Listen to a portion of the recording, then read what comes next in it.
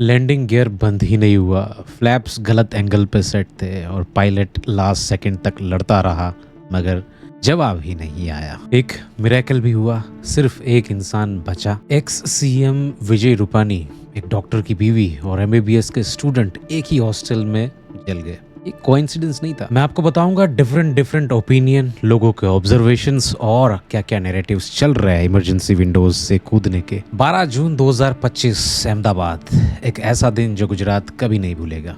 Not only Gujarat, पूरा देश, पूरा वर्ल्ड। एक ऐसी फ्लाइट AI 171 जिसमें सबको अपना फ्यूचर दिख रहा था, लेकिन कुछ ही मिनट के बाद फ्यूचर सिर्फ एक खाक का गुबार बन गया। 12 जून 2025 दोपहर थी जब इंडिया का बोइंग 787 ड्रीमलाइनर AI 717 लंदन की उड़ान भरने के लिए रनवे पर तैयार हुआ। इस विमान में 242 लोग सवार थे, जिनमें 230 यात्री, 10 कैबिन क्रू और 2 पायलट थे। इनमें पूर्व मंत्री, गुजरात के मुख्यमंत्री विजय रूपानी भी शामिल थे। 1:38 टेक ऑफ किया। पहले कुछ क्षणों तक सब कुछ समय सामान्य दिखा, लेकिन चंद ही मिनट में नजारा बदल गया। रडार पर पता चला कि विमान ने करीब 625 फुट की ऊंचाई हासिल कर ली थी और उसके बाद सीधे नीचे उतरने लगा। इस दौरान पायलट ने संकट का ऐलान किया, मेडे, ये कॉल भेजा, लेकिन तब तक विमान में कोई भी जवाब नहीं दिया। 1:38 को टेक ऑफ हुआ और 30 सेकंड के अंदर ही बात की जा रही है। 30 सेकंड बहुत कम होते हैं, उसमें ही अगर मेडे कॉल आया तो भाई मेडे कॉल बहुत ही इमरजेंसी वाली चीज है। रडार पर दिखना बंद हो गया। अब जब रडार पे दिख ही नहीं रहा तो एटीसी कैसे जवाब देगा उसको। एटीसी की तरफ से तो जवाब दिया गया था, ऐसी बात आ रही है, बट वहां से जवाब जो है वापस कनेक्शन टूट गया। लैंडिंग गियर अंदर नहीं था, फ्लैप्स की गलत सेटिंग थी। अब ये मामला जो है ना, ये पूरा इन्वेस्टिगेशन का मामला है। जब ब्लैक बॉक्स को इन्वेस्टिगेट किया जाएगा, जब इस चीज़ को इन्वेस्टिगेट करके जब सामने रिपोर्ट आएगी तब पता चलेगा। और ये इन्वेस्टिगेशन जो है, इसमें मंथ से लेके ईयर से लेके बहुत टाइम लग सकता है। इंटरनेशनल एजेंसीज जो भी होगी इसके अंदर इन्वॉल्वमेंट होगी और पूरा सिमुलेशन होगा इस चीज़ का कि कैसे हुआ था। और आपको बहुत सारी ऐसी मूवीज़ भी ऐसी बनी हुई है जहाँ पे इस तरीके के सिमुलेशन और इस तरीके की जो इन्वेस्टिगेशन होती है दिखाया जाता है। वो भी आप कहीं ना कहीं रेफरेंस में देख सकते हो। अब प्लेन जो है ना, ये गिरा कहाँ पे पता है? मेघानी नगर के पास एक हॉस्टल बिल्डिंग थी, मतलब एमबीबीएस स्टूडेंट्स या जो डॉक्टर्स थे, वो मेस था उसका। अब क्या है कि 242 लोग तो थे ही थे फ्लाइट के अंदर, बट अब जो बच्चे वहाँ पे पढ़ रहे थे वो भी कहीं ना कहीं इसके चपेटे में आ गए हैं। और जो आंकड़ा है वो आंकड़ा बढ़ेगा, आंकड़ा बढ़ भी चुका है। धीरे धीरे सबकी पुष्टि होगी और धीरे जो है सैम्पलिंग कलेक्ट की जाएगी, चाहे वो डीएनए सैंपल हो या अलग तरीके की कोई टेस्टिंग हो, जिससे पता चले। 200 प्लस का तो इनका कंफर्म फिगर आ ही गया है। अब इसकी जो ग्राउंड इम्पैक्ट है ना, वो मेन चीज़ हुई है, क्योंकि 242 लोग थे। ग्राउंड इम्पैक्ट के अंदर बहुत सारे पूरी तरह तबाह हुआ है। अगर आप फ्लोर देखोगे तो वो हॉस्टल का जो फ्लोर है ना, पूरी तरह तबाह हो चुका है। एमबीबीएस के छात्र, डॉक्टर की पत्नी और बच्चे, बहुत सारे लोग थे वहाँ पे। ग्राउंड कैजुअलिटी उसका कोई अंदाज़ा कह ही नहीं सकते। कौन चाय की टपरी वाला है, कौन मेस वाला है, कितनी दुकानें हैं, क्या हुआ वहाँ पे, वो मैटर ऑफ इन्वेस्टिगेशन है। जब तक पुलिस इन्वेस्टिगेट करेगी, अहमदाबाद पुलिस होगी या फिर किसी तरीके की जो वहाँ के पुलिस वाले होंगे, वो इन्वेस्टिगेट करेंगे और रिपोर्ट धीरे धीरे आएगी। अब इसमें पूरा का पूरे मामले के अंदर पता है, एक्स सीएम रूपानी ने भी अपने परिवार को मिलने के लिए जा रहे थे, वो भी नहीं बचे। और उनकी भी एक स्टोरी अलग ही आ रही है कि उनकी जो स्कूटर, फिर जितना भी उन्होंने सामान लिया, हर एक चीज़ में उनका एक लकी नंबर था, 1206। उनकी फर्स्ट बाइक से लेके गाड़ी तक हर एक चीज़ में उनका पर्सनल नंबर जो था वो 1206 ही था। 1206 आज भी अगर देखा जाए, ये हादसा हुआ वो भी 1206। तो एक बिगिनिंग से लेके एंड तक उनकी ज़िंदगी जो है, कोइंसिडेंस समझो या फिर कुछ भी समझो, ये नंबर बहुत ही उनके लिए अच्छा भी रहा और डेस्टिनी देखो कि वो नंबर पे वो चले भी गए। अब इमरजेंसी रिपोर्ट जो आ रही है ना, जिस तरीके से रिस्पॉन्स लिया गया है इस सब चीज़ों के लिए, वो बहुत ही अलग तरीके से है। हॉस्पिटल के अंदर भी चेओस हुआ पूरा का पूरा, जो एक अलग लेवल का। सिविल हॉस्पिटल में बहुत सारे दर्जनों शव जो है वो वहाँ पे पहुँच गए होंगे। एम्बुलेंस की लाइन, एम्बुलेंस की आवाज़ ही आवाज़ आ रही है। सर्वाइवल की पहचान पाना भी मुश्किल हो गया होगा, ये आई एम श्योर। और इन सब चीज़ों के अंदर एक ही सर्वाइवल बचा। मतलब ये कुदरत का करिश्मा देखो, भगवान के आप लोगों ने किस तरीके से प्रार्थना करी है, या फिर उस बंदे के नसीब। हर एक इंसान, बोला जाता है ना कि हर एक इंसान एक नसीब लेके आता है, हर एक इंसान जो है अपना चीज़ लेके आता है। हमने वो मूवी भी देखी, फाइनल डेस्टिनेशन, है ना, उसमें भी कुछ ऐसा ही सीन बनता था कि भाई फाइनल डेस्टिनेशन के अंदर।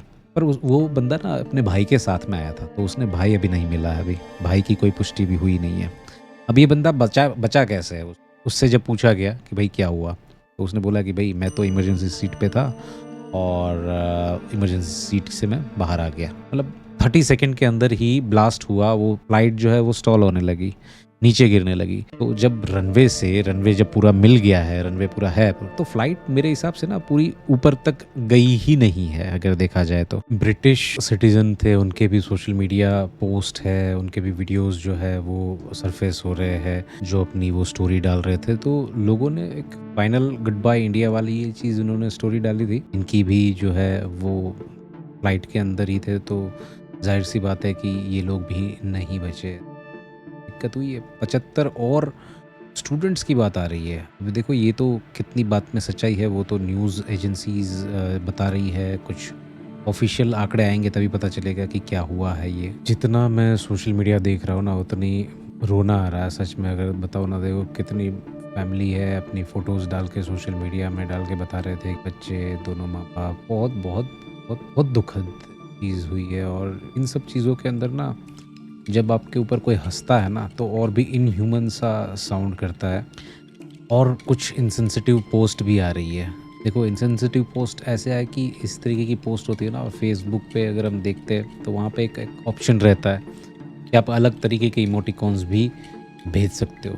अब 242 लोग वहाँ पे जो है वो मर गए हैं और नीचे लोग हंस रहे हैं। और ये जो हंसे हुए लोग हैं उसे मुझे आपका नाम बताने की ज़रूरत नहीं, आपको सबका नाम दिखाई दे रहा होगा।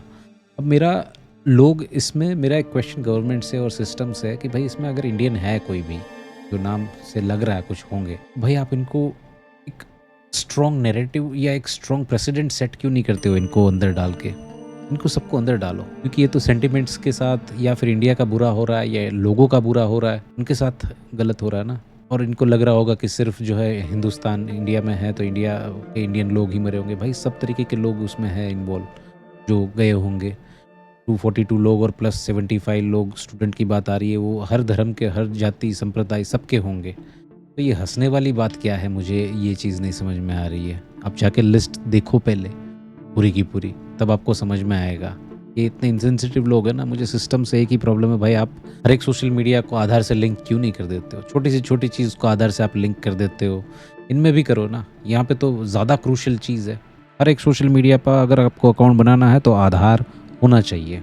ओटीपी सबके पास आता है, सबको चलाना आता है। ओटीपी की कैसे आना है, हर एक चीज़ सोशल मीडिया पे इतनी सारी बकवास कर सकते हैं, तो आधार तो लिंक कर ही सकते हैं। तो इनको डर रहेगा, इनके अंदर ना खौफ रहेगा कि कभी कोई भी उठा सकता है। अभी क्या हो रहा है, इन बच्चों को ऐसा लगता है कि भाई हंस के निकल जाएंगे, फेक प्रोफाइल फेक डीपी लगा के कुछ भी हमारा तो उखाड़ नहीं पाएंगे, क्योंकि पुलिस थोड़ी हमें पकड़ने आने वाली है।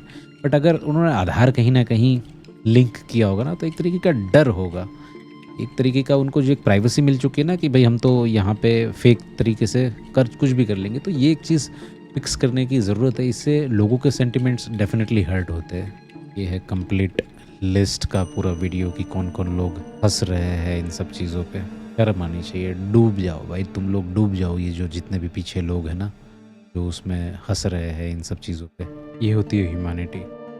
अब देखो जो ग्राउंड लेवल पे काम कर रहे हैं, जो लोग सपोर्ट कर रहे हैं, उनको पानी पिलाना, उनके मदद करना, उनको क्लियरेंस में हेल्प करवाना, ये होती है। डिफरेंस इज़ क्लियर गाइज, ये चीज़ पता चल रही है। अहमदाबाद के लोग या फिर जो भी लोग हैं जो उनको सपोर्ट कर रहे हैं वहाँ पे लोगों को, एक तरफ में देख रहा हूँ कुछ लोग हंस रहे हैं, एक तरफ लोग हेल्प कर रहे हैं। आपको समझना पड़ेगा ये इंडिया है, इंडिया के अंदर ये सब कुछ चीज़ें जो फालतूगिरी करोगे ना वो नहीं चलेगी। आपके हिसाब से क्या हुआ है पूरे के पूरे फियास्को के अंदर, मुझे बताना कि आपको क्या लग रहा है, किसकी जिम्मेदारी इसमें होनी चाहिए।